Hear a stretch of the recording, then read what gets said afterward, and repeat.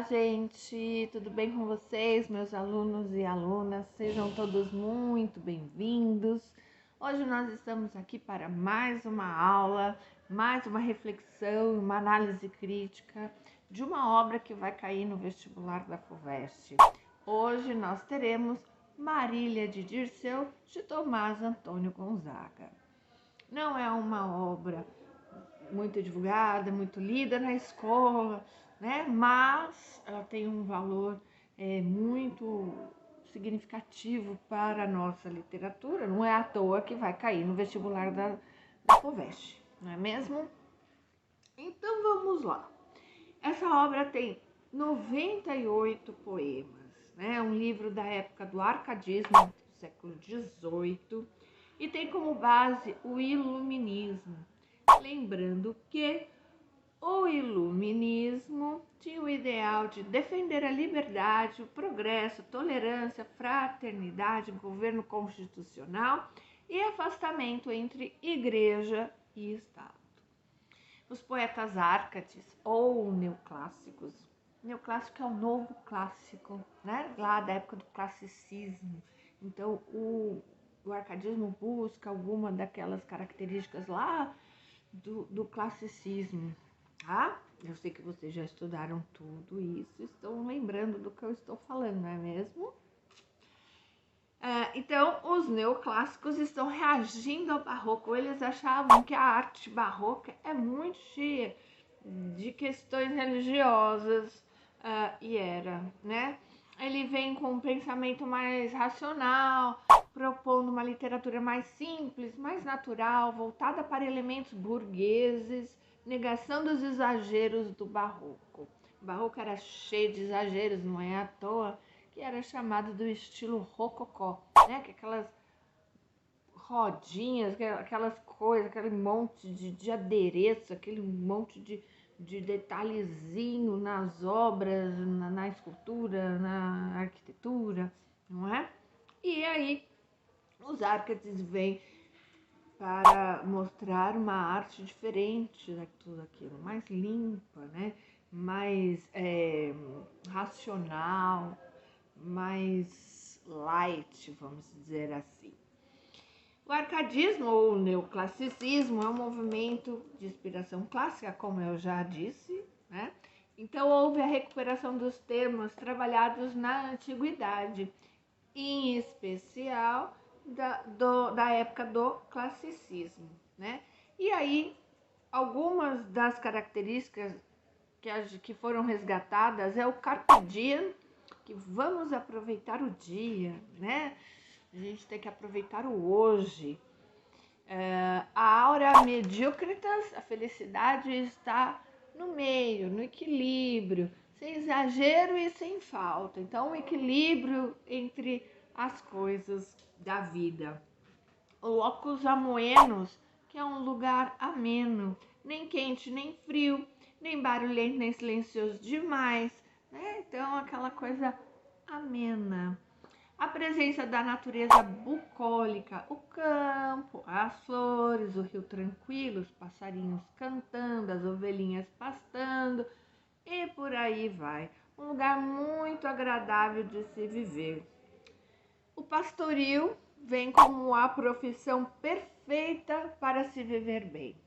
Se você quiser ter uma profissão e viver bem, seja pastor de ovelhas. Este era o recado que os árcades deixavam aí para a sociedade da época, tá certo? Mas temos que nos lembrar de uma coisa, porque nem tudo são flores e rio tranquilo. A gente tem que lembrar que existe a artificialidade. Esses poetas não são pastores. Tomás Antônio Gonzaga é um magistrado.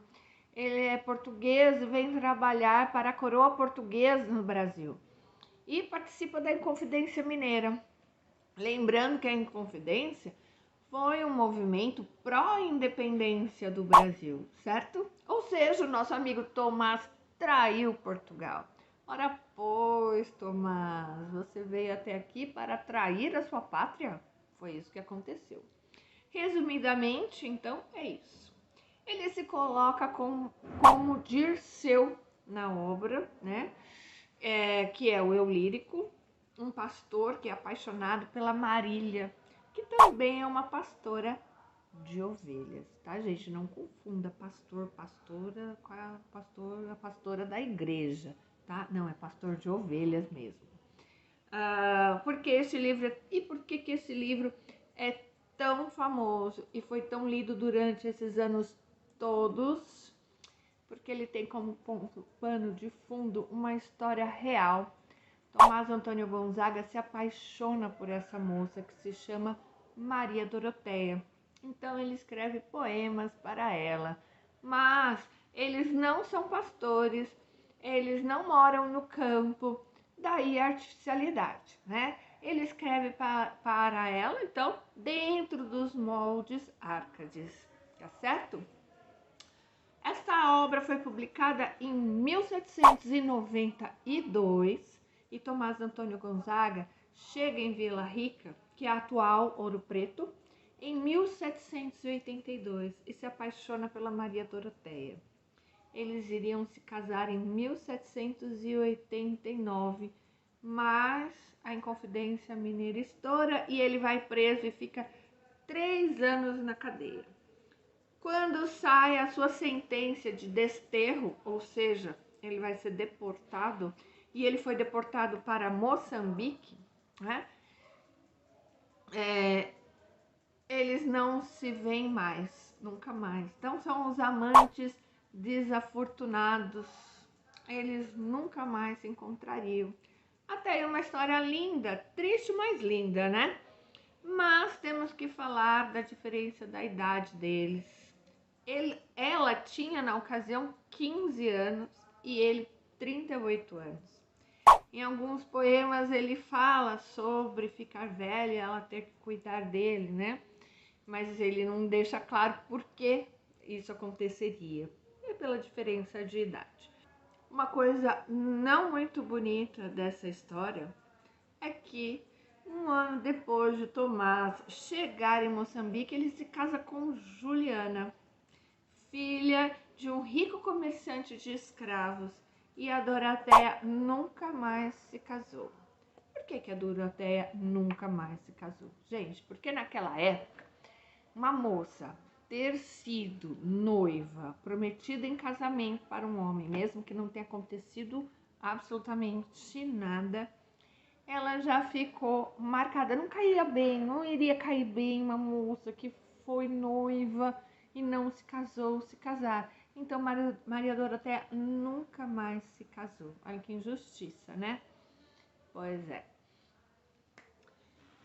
Vamos lá. Este livro está dividido em 3 partes. A primeira parte se passa antes da Inconfidência, que ele está apaixonado por Marília, e os poemas são leves e são apaixonados, né? Ele também faz elogios à amada a todo momento.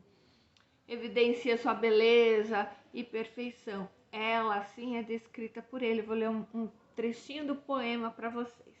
Os teus olhos espalham luz divina, a quem a luz do sol em vão se atreve.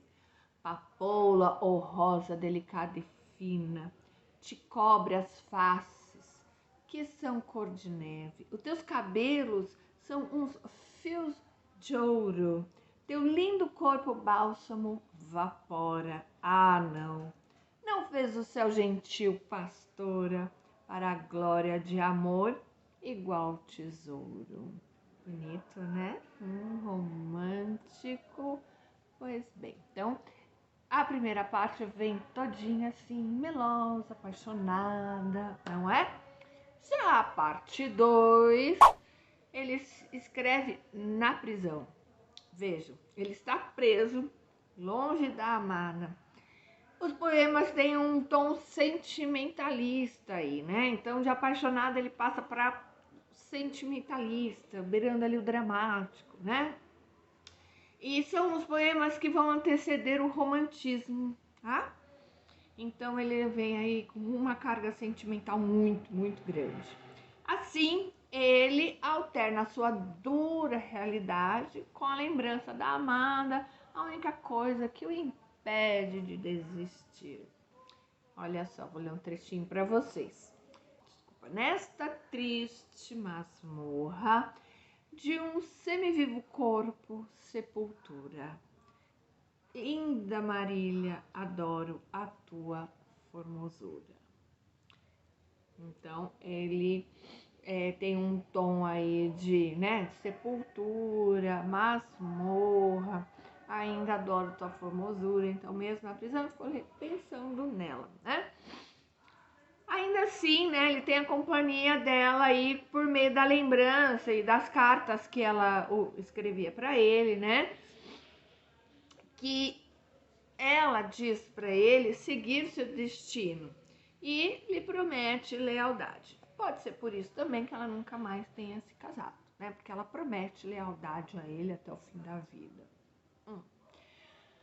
A parte 3 já é meio bagunçada. Tem poemas de origens duvidosas, aparecem outros nomes, outras mulheres, poemas políticos, homenagem ao Visconde de Barbacena, poema em homenagem a Dona Maria I, aquela mesma Dona Maria louca, mãe de Dom João VI, que veio para o Brasil. Lembram dela? Então, essa história você já sabe. Antes dela, e esses poemas falam dela antes dela vir para o Brasil, tá certo? No entanto, na terceira e última parte ocorre a despedida. Parto, enfim, e vou sem ver-te, que neste fatal instante há de ser o teu semblante, muito funesto aos olhos meus. E aí, ele se despede da Marília e o Dirceu, eles se despedem sem se reencontrarem, né? Então, é isso, é uma obra simples, mas é uma obra histórica e que a gente deve prestar atenção nesses dois aspectos. Ele é simples, mas a forma como foi escrito e também o aspecto histórico, né? Toda essa questão da Inconfidência Mineira, né? E a gente, no próximo vídeo, vai falar de uma outra obra que vai cair no vestibular da FUVEST e que está relacionada a esta, tá certo? Então não percam o próximo vídeo. E se você gostou, dê um like aqui e compartilhe com os seus amigos. Tudo bem? Um beijo para vocês e até a próxima.